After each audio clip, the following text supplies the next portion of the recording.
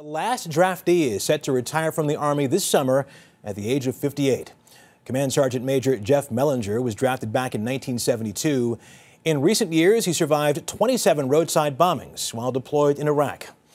And there is another long-serving veteran to tell you about tonight with a great story. Here's Mandy Clark in Afghanistan.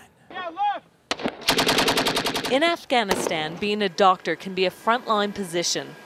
But even back from the fighting, the men and women of the U.S. military have tough jobs and the medical problems to match. When did that stick come up? This one started today.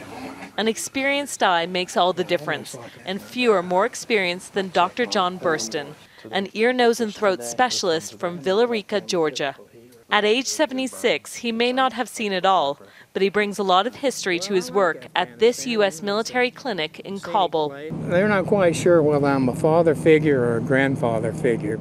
And what does he take away from the experience? I carry with me mostly an appreciation for the incredible sacrifice that I see among the young people here and the real dedication, the love of country. It's an opportunity to come back and sort of pay back a little bit to your country. Dr. Burson is a volunteer with the reserves. This is his fourth tour since 2005, 2 in Iraq and 2 in Afghanistan.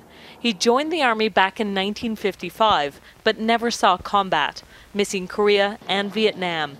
He was out of uniform for 26 years and says the nature of war has changed dramatically in that time. This is a complicated war. We're in a situation where troops communicate with home every day. You know, they get emails every day, they get text messages and cell phone messages, so they live in 2 worlds. Dr. Burson says this may be his last tour, but he's really not so sure, hinting that in 2 years' time he will have forgotten the hardships and be ready to jump back in. By then, he'll be close to 80 years old. Mandy Clark, CBS News, Kabul.